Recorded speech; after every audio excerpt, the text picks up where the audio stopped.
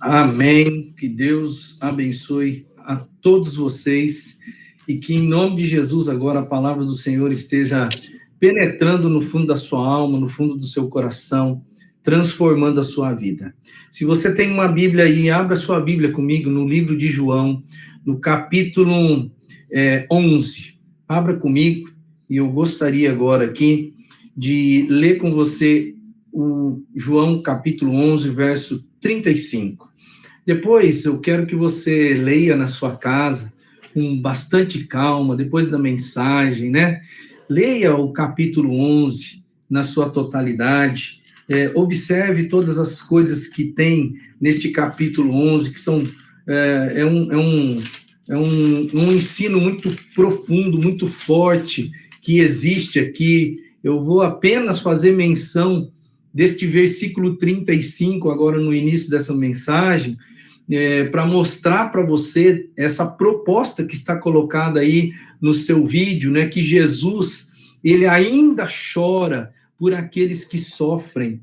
O texto que a gente vai ler, né, nesse primeiro momento aqui é apenas João 11, 35, mas como eu disse, eu desafio você a ler o capítulo 11 inteiro depois na sua casa, para você perceber a grandiosidade do ensino, né, na totalidade. Eu sei que Deus vai falar muito com você dentro da totalidade do texto, mas o texto é muito simples no verso 35, que é um dos menores, se não o menor versículo da Bíblia, que diz apenas o seguinte: Jesus chorou. Jesus chorou. O episódio aqui, a maioria de vocês conhece. O episódio aqui é um momento em que Lázaro está morto. Lázaro está vivendo o processo dos seus últimos dias. E Jesus, então, ele vai até a casa de Lázaro, e quando ele chega lá, ele ressuscita Lázaro. Mas antes de ressuscitar Lázaro, Jesus chorou.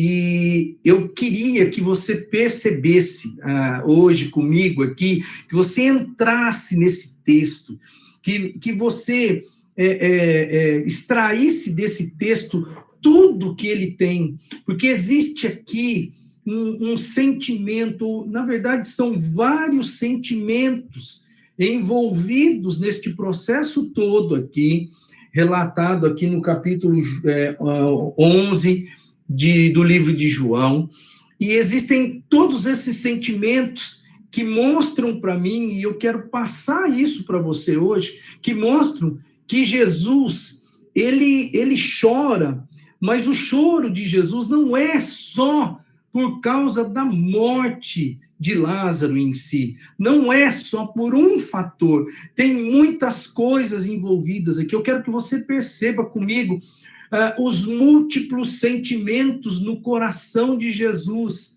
e por que também ele vai expressar esses múltiplos sentimentos dele no choro, através do choro. O texto em si, ele acaba autenticando para nós a humanidade de Jesus, o lado humano de Jesus. Muito se perguntou, principalmente no começo da era cristã, se Jesus ele era Deus somente, ou se ele era homem somente, ou se ele era metade homem, metade Deus, como que era a essência de Jesus. Esse texto aqui mostra para a gente o lado, que eu vou te chamar assim de o lado humano, carne e osso de Jesus Cristo, tá? A igreja, durante os primeiros séculos, ela se debruçou em cima desta ideia. Jesus era 100% homem, Jesus era 100% Deus, que, afinal de contas, quem era Jesus? Porque ao mesmo tempo que esse Jesus era capaz de fazer coisas que nenhum ser humano fazia, mas ele também era capaz de fazer coisas comuns, né, de todos os seres humanos, como, por exemplo, chorar. Chorar não parece que para nós não faz parte da conduta de um Deus que está acima de tudo e de todos. Jesus apresenta a sua humanidade quando ele chora, quando ele sofre por pessoas, pelos seus amigos, pelas suas ovelhas. E hoje, a minha proposta hoje é mostrar para você que estes sentimentos que invadiram o coração de Jesus naquele dia, diante da morte de Lázaro, esses sentimentos ainda existem no coração de Jesus hoje. E quando você sofre, meu querido, quando você passa um momento difícil na sua vida, eu estou dizendo para você, embasado naquilo que eu percebo na palavra de Deus, que Jesus também chora por você hoje. A igreja se debruçou sobre esse ensino, se Jesus era 100% homem, ou era 100% Deus, ou era 50% cada um, enfim, a igreja se debruçou, e no concílio da Calcedônia, no ano de 451 depois de Cristo, ali então foi debatido entre os clérigos da época essa questão da divindade versus humanidade de Jesus. Afinal, ele era o quê? E lá se chegou, então, após a análise acurada das Escrituras, após observarem tudo o que as Escrituras foram capazes de trazer ao conhecimento humano, ali, então, a igreja conceitua Jesus com um termo grego aqui meio esquisito, mas é bom que você saiba, como homoiousios, que é um ser com uma só substância, mas que ao mesmo tempo, essa substância não é como a minha e a sua, que é apenas humana. Essa substância de Jesus é divina e é humana ao mesmo tempo, né? Numa fusão hipostática, ou seja, uma fusão que é diferente de qualquer outra natureza, porque ele não é 50% homem e 50% Deus. Não, ele é 100% homem, mas também é 100% Deus. Isso aqui, eu só trago aqui para você como cultura bíblica. Eu só trago para você entender um pouquinho acerca da essência de Cristo e aquilo que a igreja acredita, porque isso é uma crença da igreja desde o século IV, né? Foi começado a pensar no século IV, desenvolvido no século V, e aí, então, até hoje, nós cremos desta forma. Mas eu quero trazer para você aqui a ideia de que Jesus, sendo 100% homem, 100% Deus, ele ainda hoje, nos dias de hoje, porque a Bíblia diz que ele está vivo, e ainda hoje, ele sofre, ele sente quando você sofre.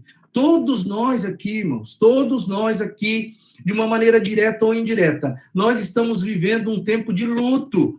Nós estamos muito parecidos com o enredo do capítulo 11 de João. O enredo aqui é um enredo de morte, de doença, de morte, de sepultamento. Mas eu quero trazer à sua memória que João capítulo 11 é o ápice do livro de João, quando o maior milagre de Jesus é revelado para os homens, quando ele ressuscita Lázaro.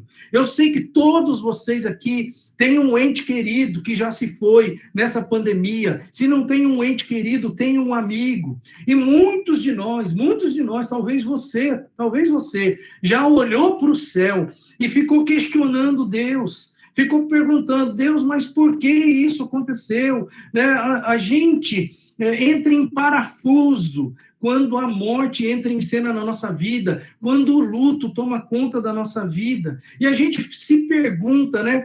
Como será que Deus está reagindo nesse momento? Como o meu Jesus estaria reagindo nesse momento da história, da minha história aqui embaixo? Será que Jesus se importa comigo mesmo? Aliás, muitos de nós, às vezes, até questionamos se realmente Jesus existe, quando as coisas começam a dar errado para nós, quando a nossa vida não toma o rumo que nós gostaríamos, quando o luto chega, quando a dor toma conta da nossa alma. Às vezes a única coisa que a gente consegue perceber é um aparente silêncio dos céus.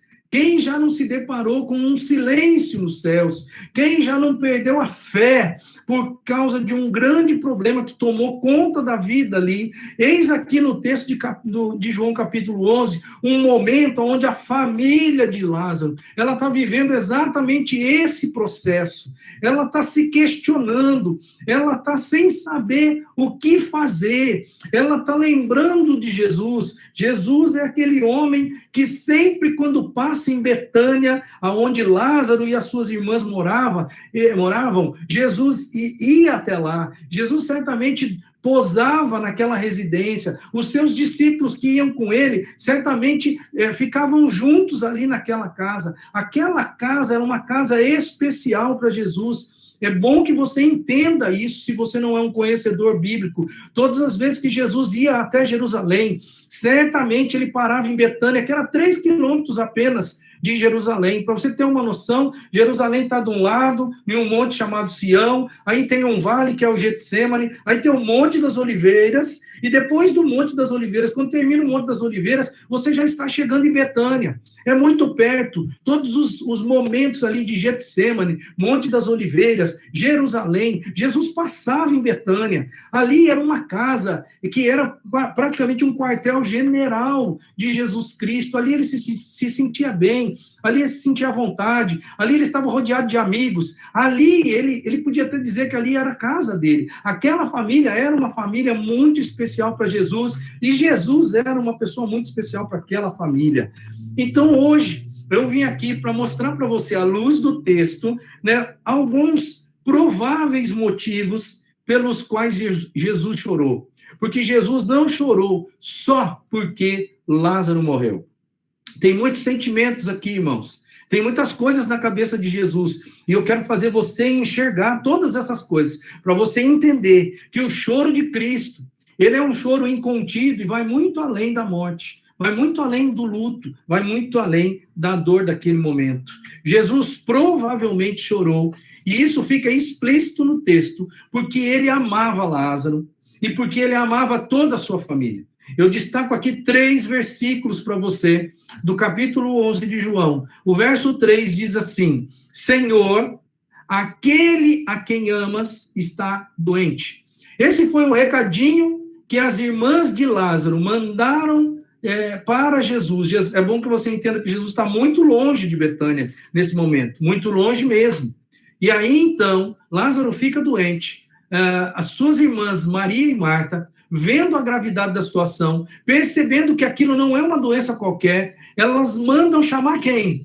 Aquele que elas sabiam muito bem que poderia resolver todas as coisas. Elas mandam um recadinho para Jesus, e o recadinho já fica explícito aqui, a primeira ideia que eu estou apontando para você: Jesus amava, por isso que ele chora. Ele chora porque aquela pessoa que vai morrer, chamado Lázaro, é uma pessoa que ele ama. E ele não ama só Lázaro, ele ama a sua família num contexto geral. O verso 5 vai dizer: Jesus amava Marta, a irmã dela, ou seja, Maria, e Lázaro. Essa era a família, era a conjugação familiar daqueles 3 irmãos que viviam juntos. E no verso 36, quando Jesus chega ali no sepulcro, diante do sepulcro, e quando Jesus de verdade chora, as pessoas que estão ali no velório olham, e no versículo 36, eles vão dizer assim: vejam como ele o amava. Então eu quero dizer para você no primeiro momento que um motivo que aqui não é provável, é um motivo certo, que Jesus chorou, é porque Jesus amava aquelas pessoas. Guarda essa ideia aí, porque hoje o que eu vou fazer? Eu vou mostrar para você que todos os sentimentos envolvidos no coração de Jesus, ali nessa cena, todos os sentimentos, hoje ainda estão presentes, quando nós aqui estamos sofrendo. Quando somos nós que estamos vivendo o nosso momento de luto, quando nós estamos no nosso momento de dor, Jesus ainda chora por você, meu querido. Jesus ainda chora por mim, quando eu estou enfrentando um grande desafio e uma grande dificuldade na minha vida. A segunda coisa, ou o segundo motivo por que Jesus chorou, é porque Jesus, ele sabia da angústia provinda da espera pelo socorro. Eu destaco aqui o versículo 6, que diz o seguinte: logo depois que Maria e Marta mandam chamar Jesus, que, como eu disse, está muito longe de Betânia, o texto vai dizer o seguinte: quando ouviu falar que Lázaro estava doente, ficou mais 2 dias onde estava. 2 dias a mais aonde ele estava. Eu quero que você faça uma conta aí, ó. A doença de Lázaro é em Betânia, Jesus está longe, Jesus não tem carro, Jesus não tem cavalo, Jesus não tem nenhum meio de transporte, ele tem que andar a pé. Se Jesus estivesse a 60 quilômetros, que não era nada difícil estar, a 60 quilômetros ou mais, seria pelo menos 2 dias só de caminhada para chegar em Betânia. Mas o texto vai dizer que quando chega a notícia, então se a notícia chega para ele, vamos fazer aqui que hipoteticamente ele estava a 60 quilômetros. Então quando Marta e Maria mandam o recado para ele, demora 2 dias para alguém chegar até Jesus e dizer para Jesus da condição de Lázaro. E aí a Bíblia vai dizer que Jesus espera mais 2 dias, irmãos. 2 dias para depois ir socorrer Lázaro. Então, grava essa ideia aí, porque tem um sentimento no fundo do coração de Jesus que eu vou explicar bem para você agora. Ele sabe, só Jesus sabe a angústia que Marta, que Maria e o próprio Lázaro estão vivendo em função da demora para que Jesus chegasse até ali. Aquela hora, talvez, na cabeça da família, pensa bem, se você fosse familiar, se você fosse irmão de Lázaro, você ia ficar numa situação muito difícil quando você ia começar a contar os dias e perceber que Jesus não chega, Jesus não aparece, seu irmão está ficando ruim, as coisas estão dificultando, você está vendo que parece que a cada dia que passa a morte está mais próxima de Lázaro, e Jesus não chega, aquela angústia está no fundo da alma daquela família, e eu vou dizer uma coisa para você, Jesus sabe desta angústia,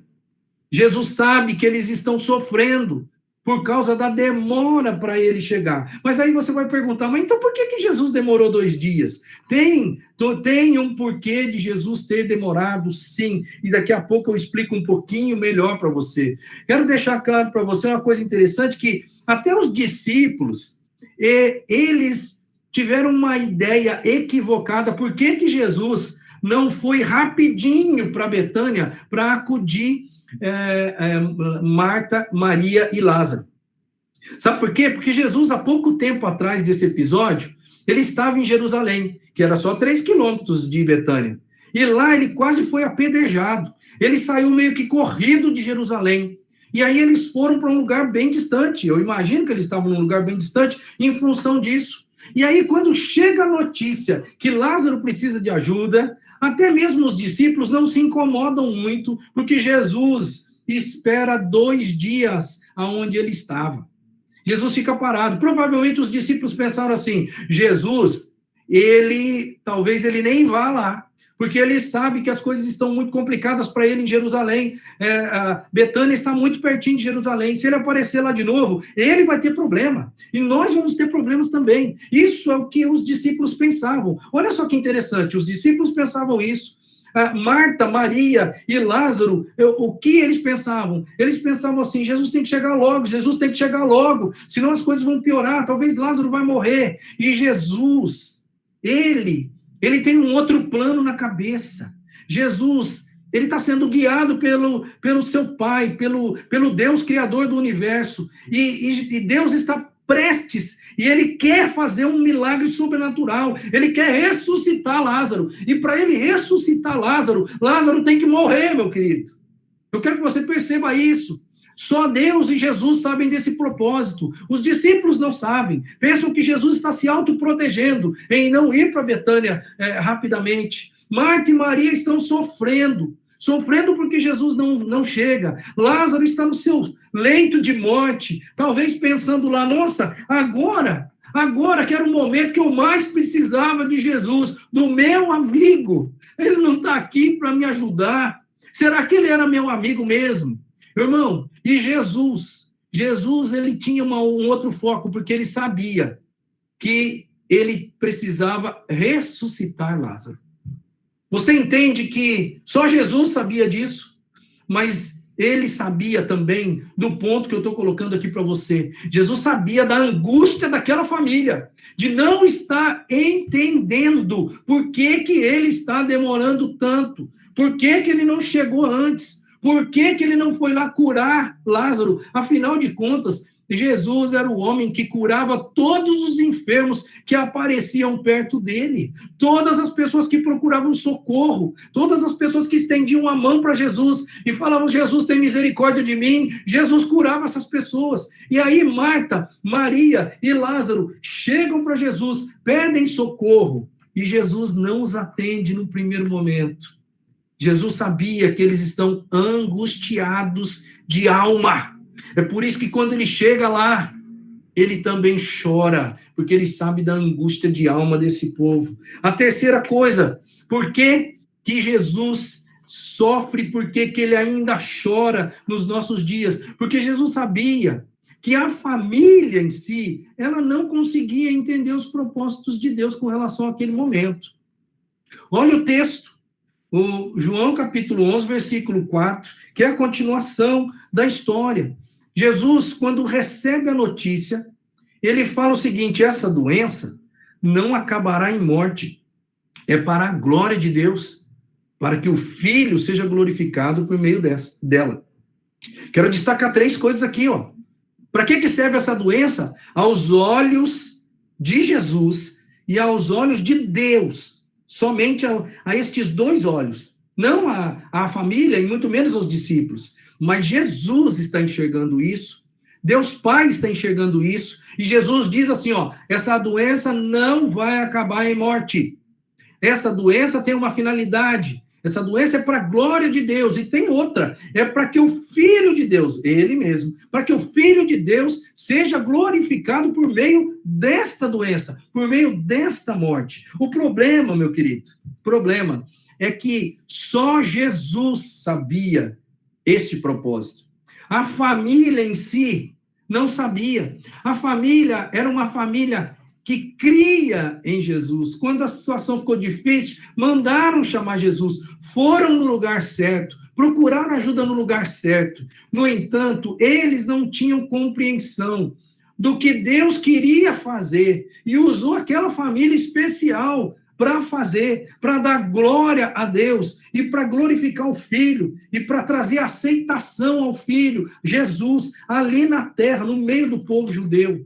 Eu vou mostrar para você, em 3 versículos aqui, o propósito de Deus, o que Deus queria através daquele momento de dor, de luto, de sofrimento. Tá? Isso aqui é algo exclusivo para aquele momento, para a família de Lázaro, para aquele momento da história. Isso não tem nada a ver comigo e com você, mas isso mostra para mim um princípio. Ou seja, Deus às vezes tem propósitos na nossa vida que mesmo esses propósitos, eles podem nos trazer dificuldades, dor e prejuízo.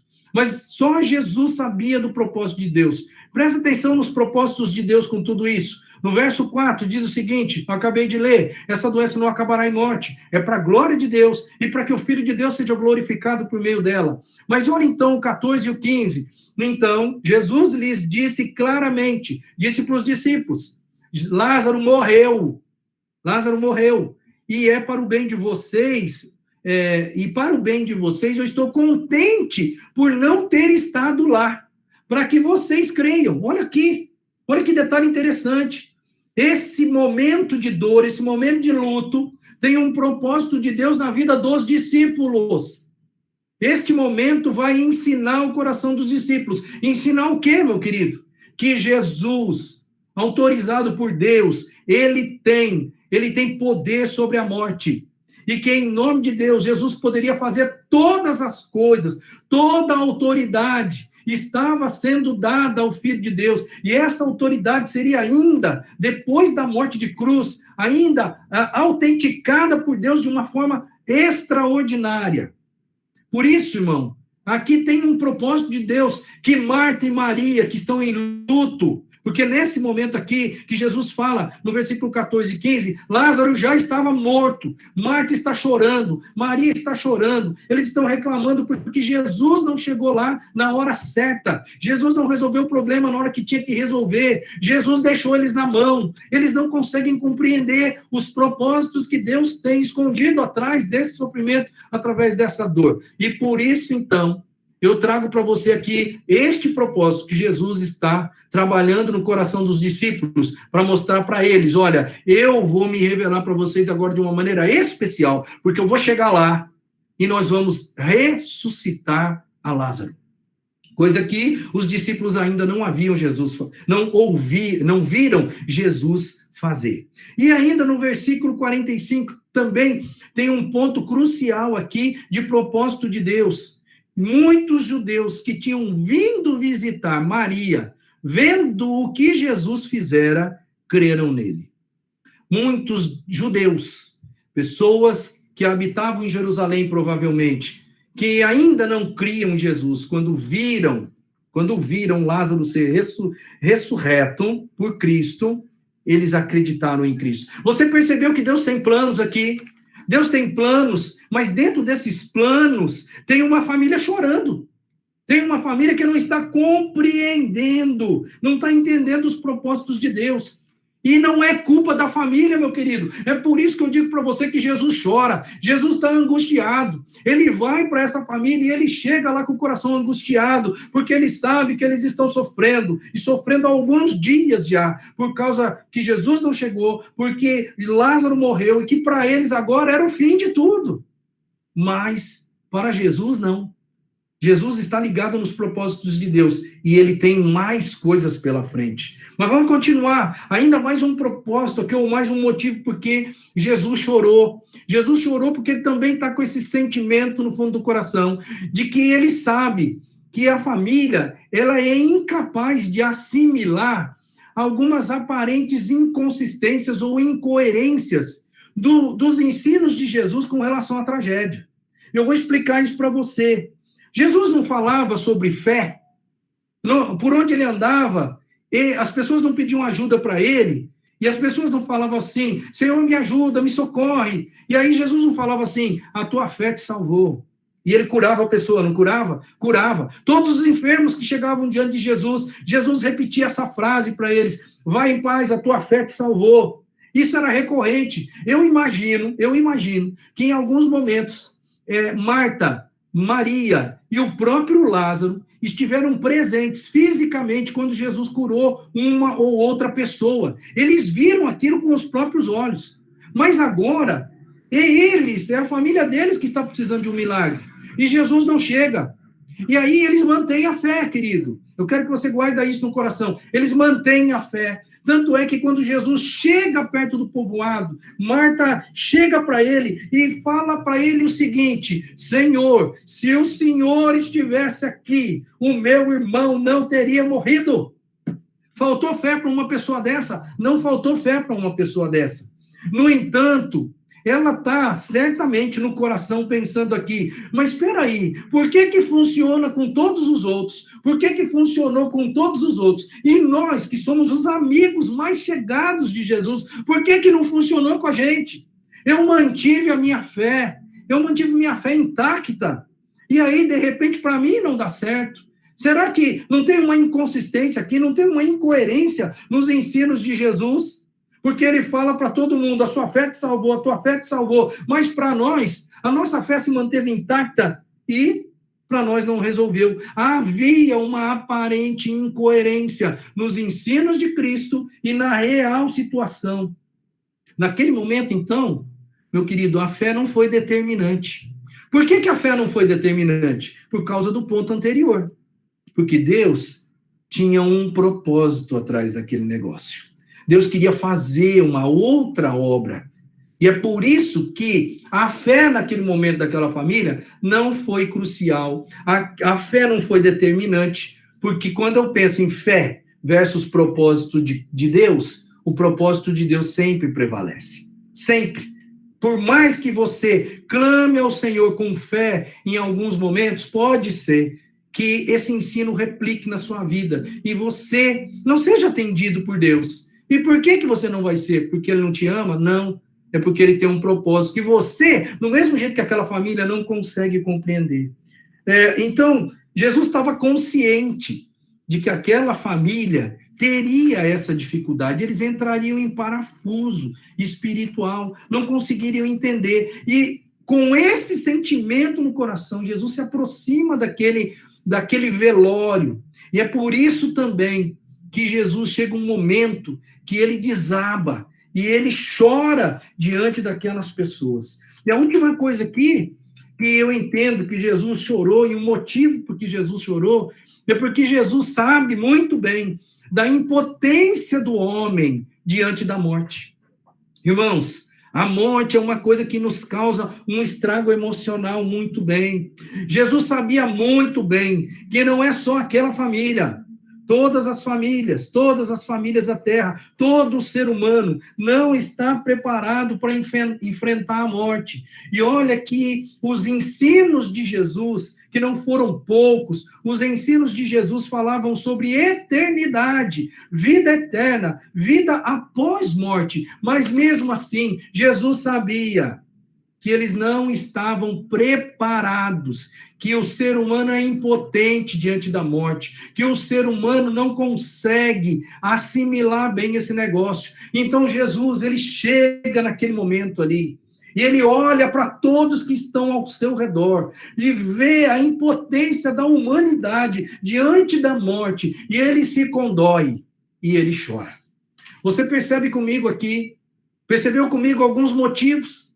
Por que Jesus chega lá e chora? Ele chora porque ele ama aquela família. Ele chora porque ele sabe que aquela família está angustiada, porque o socorro não chegou no tempo certo. Ele chora porque ele sabia que a família não tinha conhecimento dos propósitos de Deus envolvidos atrás desta situação difícil. Ele chora porque Jesus sabe da incapacidade da família em administrar essa incoerência de ensino de Cristo, né? Ensino que a fé salva, com a dura realidade de que a fé para eles não foi possível de resolver o problema. E ele chora porque ele vê a desolação no rosto de todas as pessoas ali diante da morte, porque o ser humano é um ser desolado diante da morte. E isso não é só com eles, isso tem a ver comigo, isso tem a ver com você nos nossos dias. É por isso que eu me arrisco a dizer, e agora eu vou fazer uma aplicação de ponto por ponto, levando em consideração a sua vida, levando em consideração o seu sofrimento,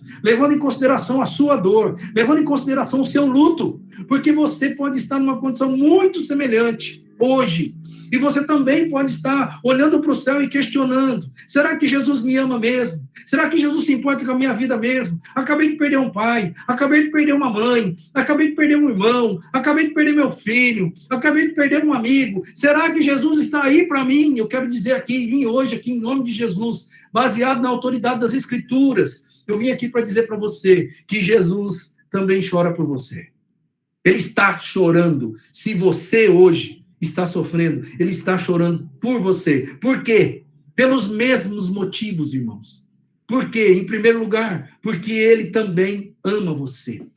Ele ama cada um de nós aqui. E quando você sofre, Jesus também sofre. Jesus também chora. Esses dias, meus queridos, eu perdi uma ovelha. Eu perdi uma ovelha para o Covid. Uma pessoa que eu pastoreei há muitos anos atrás, na verdade há mais de 20 anos. Eu pastoreei a Gemara, era uma ovelha lá de Foz do Iguaçu, meu primeiro ministério, quando eu ingressei no ministério pastoral, pastoreei essa pessoa durante quase 5 anos da minha vida, e eu perdi essa pessoa no mês passado.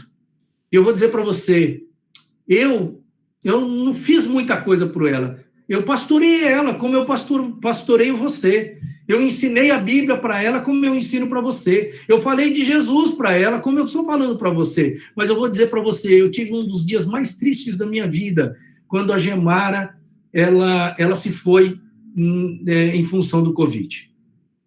Eu não morri pela Gemara. Não morri. E eu chorei. Chorei por dentro e chorei por fora.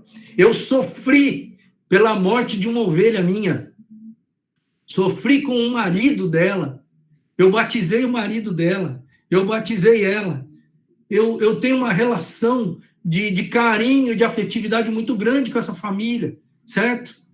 E eu chorei por ela, e eu vou dizer para você, eu não morri por ela. Imagina, se eu chorei por ela sem ter morrido por ela. Imagina se Jesus não chorou. Porque Jesus morreu por ela. Você está me entendendo que quando você sofre, Jesus ainda chora. Porque a cruz A cruz é a maior prova de amor que a humanidade já viu. E quando você sofre, Jesus chora porque ele ama você. Em segundo lugar, Jesus ainda chora por você, porque ele sabe da nossa angústia, quando as coisas não acontecem no nosso tempo e do nosso jeito.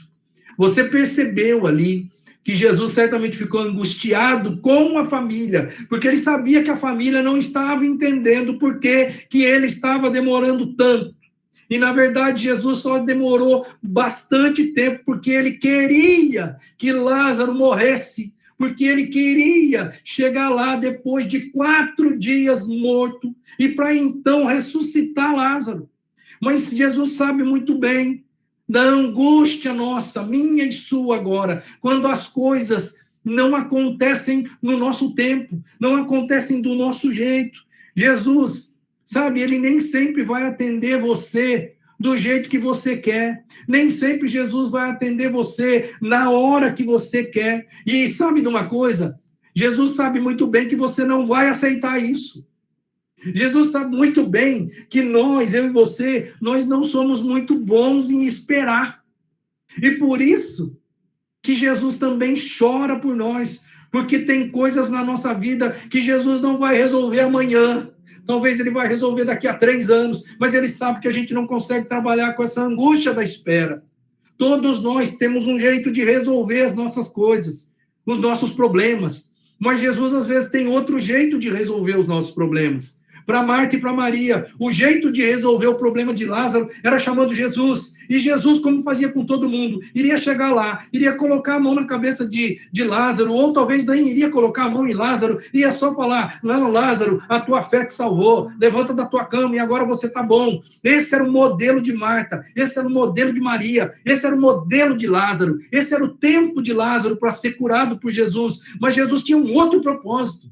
E Jesus iria cumprir o propósito de Deus, não o propósito de Marta, o propósito de Maria e nem o propósito de Lázaro. Mas isso quando acontece com a gente, irmãos, nós também temos uma dificuldade muito grande, muito difícil. Nós temos uma dificuldade porque a gente sabe, nós sabemos que, todos nós aqui sabemos que queremos que Jesus resolva o nosso problema ontem. Não é amanhã, não, é ontem. Nós não temos paciência. E isso vai angustiando a nossa alma. E eu digo para você, Jesus sabe que a gente tem dificuldade com a questão de não sabermos esperar. E ele sabe que a gente sofre com isso. E por saber que a gente sofre, eu digo para você, ele chora. Ele chora. A terceira coisa, ainda dentro da mesma ótica, porque o princípio aqui é sempre o mesmo. O que aconteceu com a família acontece conosco. As coisas são diferentes, as situações são diferentes, né? Mas o princípio ele norteia. Jesus ainda chora por você, Jesus ainda chora por mim, porque ele sabe da nossa incapacidade de compreender os propósitos de Deus que estão escondidos atrás do sofrimento. Sempre existe um propósito de Deus na nossa vida. Se você é uma pessoa que coloca Deus como governante, diretor da sua vida, você pode ter certeza que tudo que acontece com você, para você, acontece para abençoar de alguma forma. Todas as coisas contribuem de forma conjunta para o bem daqueles que amam a Deus, para o bem daqueles que são chamados segundo o seu propósito. Todas as coisas, inclusive a dor, inclusive o luto, inclusive o sofrimento. Jesus sabe que eu e você temos dificuldades com essa questão de espera, e Jesus sabe que a gente não tem a perspicácia de entender todos os propósitos de Deus. Eu não sei os propósitos de Deus na minha vida. Eu não sei o que vai acontecer comigo amanhã. Eu não tenho ideia, porque eu não compreendo a abrangência de todos os propósitos que Deus tem na minha vida. Sabe, eu e você, nós somos muito ainda egoístas. Nós somos muito hedonistas, nós buscamos prazer a todo custo, nós queremos nós em primeiro lugar. Então, quando acontece algum problema, nós estamos preocupados com os nossos planos, queridos, com a nossa felicidade. Nós não conseguimos enxergar e às vezes nem aceitamos que Deus dê pitaco na nossa vida, que Deus tenha um propósito na nossa vida. Nós queremos ser felizes agora, nós queremos ser felizes do nosso jeito. Nós, por sermos tão egoístas, nós às vezes nem sequer na hora do sofrimento fazemos uma oração dizendo para Deus: Senhor, o Senhor tem um propósito escondido atrás deste sofrimento que eu estou vivendo hoje, porque se por acaso eu não esteja assimilando bem esta dor e esse sofrimento, e se o Senhor tiver um propósito escondido atrás disso, mostra isso para mim, e se o Senhor não quiser mostrar isso para mim, me dá paz no coração, porque o Senhor prometeu paz para a minha vida. Nós não fazemos isso. Sabe o que a gente faz? A gente começa a dar de dedo no céu, a gente começa a questionar o Senhor, a gente começa a falar assim: se o Senhor existisse mesmo, Deus, isso aqui não estaria acontecendo comigo. Olha, Deus, se a culpa é sua. A culpa é sua porque o Senhor não veio aqui me ajudar na hora que eu precisava. O Senhor ajuda todo mundo aí, mas não ajuda a mim. Por que o Senhor não ajuda a mim? Não, a Marta e Maria não poderiam pensar exatamente isso. E eu me arrisco a dizer, irmão, que eles pensaram isso sim. Talvez não tiveram coragem de falar isso para Jesus quando ele chegou. Mas talvez eles pensaram isso. Peraí, o homem cura todo mundo que passa perto dele, as pessoas que ele nunca viu na vida, e nós que recepcionamos ele na nossa casa, nós que fazemos comida para ele aqui dentro, nós que damos pouso para ele, nós que ele é o nosso amigo. Então, conosco ele não fez nada. Conosco ele simplesmente deixou o nosso irmão morrer. Talvez eles também apontaram o dedo para Deus, assim como eu e você fazemos, olhando para o céu, dizendo: a culpa é sua, Senhor, porque o Senhor demorou muito para me atender. Será que o Senhor me ama mesmo? Ou será que isso é só um discurso? Será que o que está escrito na Bíblia funciona para todas as outras pessoas, menos para mim? Na hora da dor nós fazemos isso, irmãos. E às vezes a gente diz assim para Deus: é assim que o Senhor me retribui? Eu que sou um servo fiel, eu que faço tudo, ou pelo menos me esforço muito para fazer a tua vontade, para ser seu amigo, para andar no teu caminho, para guiar outras pessoas também a andarem no seu caminho, e é assim que o Senhor me retribui? Oh, meu querido, nós só fazemos isso porque nós não temos capacidade de entender propósitos de Deus, quando a vida nos dá uma rasteira, quando os problemas batem a nossa porta. E eu digo para você uma coisa: Jesus chora por nós porque ele sabe que a gente não entende. Ele sabe que a gente não tem habilidade e capacidade para compreender todos os propósitos de Deus na nossa vida. Em quarto lugar, Jesus ainda chora hoje, ainda chora por mim, Jesus ainda chora por você, porque ele sabe que na hora da dor, na nossa vida, algumas aparentes incoerências vão emergir na nossa mente. Nós vamos começar a questionar ao ponto de dizer assim: por quê? Por que será que comigo não funciona? Eu vou trazer um texto do Novo Testamento para você. O texto do Novo Testamento é Mateus capítulo 7, versículo 7, que nós, eu e você, estamos cansados de repetir na igreja, e que nós botamos uma fé tremenda nesse texto. E você certamente já fez uso desse texto para falar com Deus, para dizer para Deus, para ele resolver o seu problema, porque a Bíblia diz, e são palavras do próprio Cristo: peçam e lhes será dado, busquem e encontrarão, batam e a porta lhes será aberta. Aí, peraí, não tem aqui uma aparente inconsistência no ensino? Porque este texto foi falado, e talvez Marta, Maria e Lázaro, se não estavam presentes naquele dia, quando Jesus falou isso, eles certamente ouviram alguém replicar esse ensino que Jesus havia dito.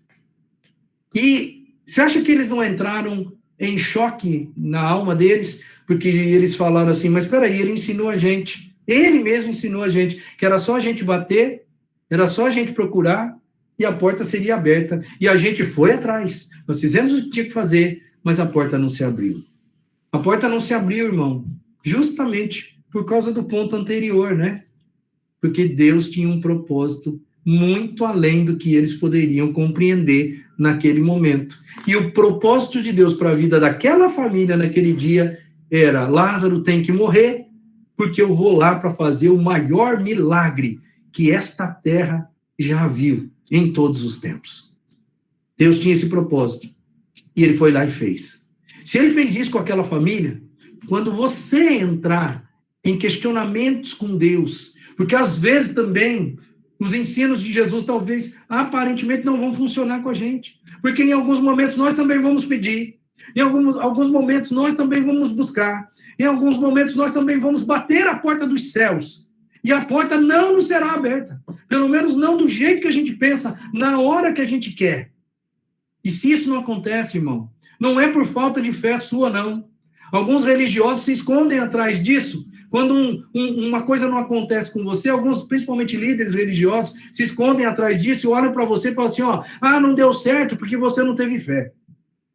E aí eles escapam de lado. Mas neste caso aqui, a Bíblia mostra uma família que tinha fé sim, porque Marta e Maria, as duas disseram a mesma coisa: Senhor, se o Senhor estivesse aqui, meu irmão não teria morrido. E digo mais, Marta disse ainda, olha, eu tenho certeza que mesmo agora, tudo que o Senhor pedir para o seu pai vai lhe dar, e o Senhor vai fazer. Porque eu creio que o Senhor ainda tem poder. Eu quero desafiar você hoje que me ouve, a manter a sua fé, mesmo no dia em que você não for agraciado por Deus com um milagre, na hora da dor, na hora do luto. Porque muitos de nós aqui estamos em luto. E por que nós estamos em luto, irmãos? Porque o milagre não chegou. O milagre não veio. Não é mesmo? Quantos milagres você não pediu nos últimos meses? E esses milagres não aconteceram. E eu vou dizer para você, tem que existir um propósito de Deus escondido atrás dessas coisas. Né? Podem existir, né? Eu não posso garantir que sempre Deus tem um propósito, mas que, na maioria das vezes, principalmente para nós que somos cristãos, Deus tem um propósito escondido atrás de todas as coisas na nossa vida, se nós somos direcionados por Ele. Então, às vezes não vai bater mesmo. Não vai bater o ensino com a realidade. Mas aquela família viu a glória de Deus de uma maneira extraordinária, depois que continuou mantendo sua postura de adoração diante de Deus. E a última coisa, Jesus ainda chora por nós, porque ele continua sabendo, porque a história só muda os personagens, mas nós continuamos na mesma. Jesus sabe da nossa, da minha e da sua impotência e do nosso medo diante da morte. É bom lembrar para você, antes de pensar um pouquinho em cima do que esse texto aqui, ou esse ponto, ele se propõe, eu quero só lembrar uma coisa para você. A morte, ela não estava nos planos de Deus quando Deus criou o mundo. É bom que você se lembre disso.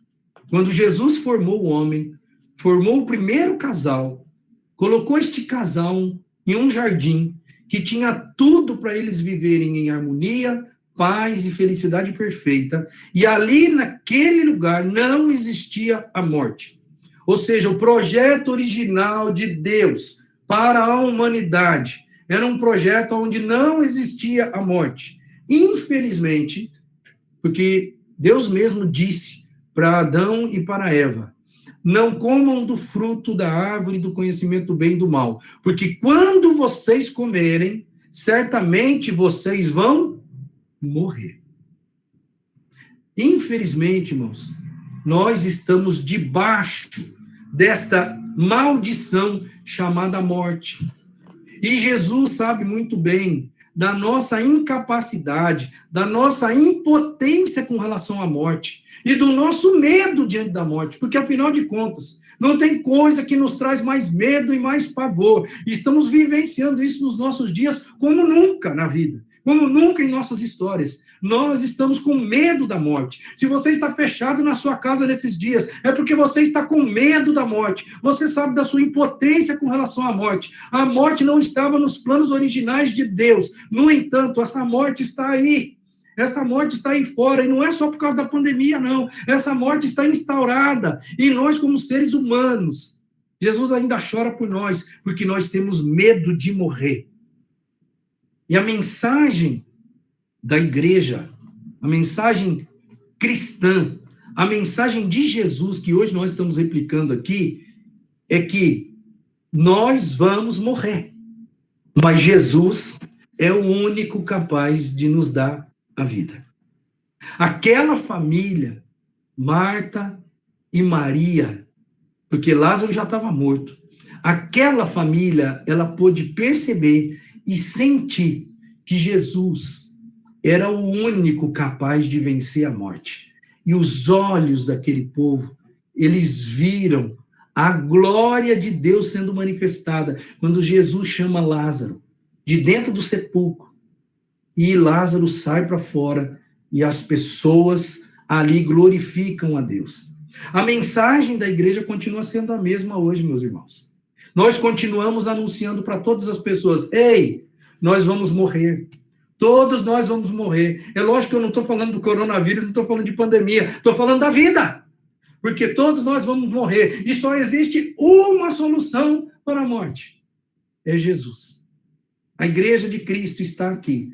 E a mensagem central da igreja continua sendo a mesma. Só Jesus é capaz de nos livrar do poder da morte.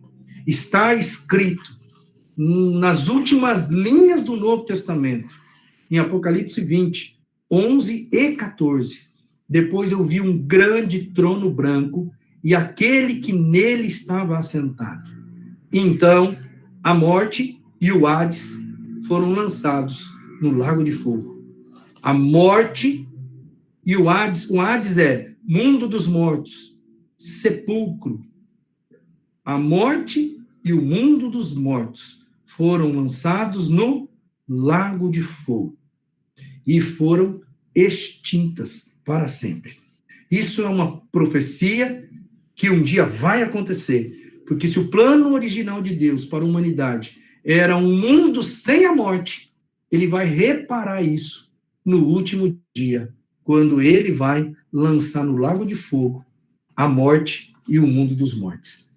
Quero dizer para você, como última palavra para o seu coração, se hoje você está sofrendo, saiba que Jesus está chorando, porque ele ainda se comove com as nossas limitações. Você percebeu como nós somos limitados?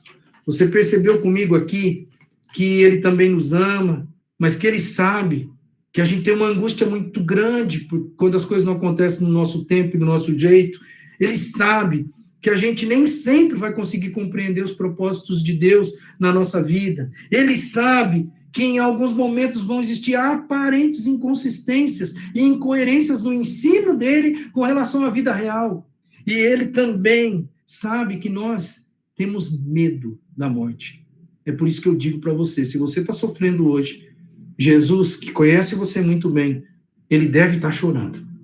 Então, não aponte o dedo para o céu e não diga: Senhor, será que o Senhor se importa comigo mesmo? Senhor, eu estou duvidando do teu amor. Porque baseado nos princípios que a gente viu hoje, eu só posso dizer para você que Jesus está chorando por você quando você sofre. Que Deus te abençoe. Que essa palavra fique gravada no seu coração de uma maneira diferente. E que em nome de Jesus, você possa ser abençoado ao ponto de nunca mais na sua vida reclamar com Deus pelos seus sofrimentos, porque o sofrimento humano, ele é relativo à nossa condição de vida aqui. Estamos num mundo caído, num mundo de dor, num mundo de sofrimento, mas eu quero dizer para você, esse mundo está com os dias contados, e haverá um dia que não haverá mais choro, não haverá mais morte, um dia onde todas as coisas serão reparadas, e nós vamos viver em um mundo maravilhoso que Deus está preparando para nós. Que Deus te abençoe, meu querido, que essa palavra fique gravada no fundo do seu coração e da sua alma.